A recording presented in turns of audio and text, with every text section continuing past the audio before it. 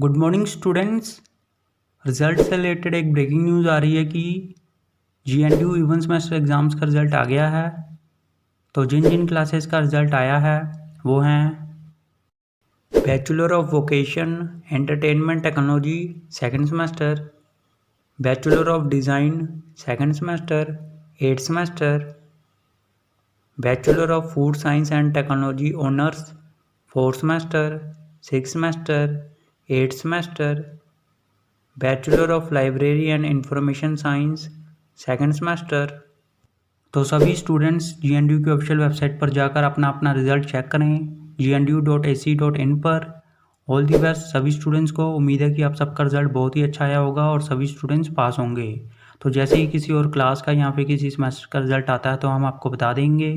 तब तक इस वीडियो को लाइक कर दो, शेयर कर दो, चैनल सब्सक्राइब कर दो और बेल आइकन ज़रूर प्रेस कर देना। Thank you.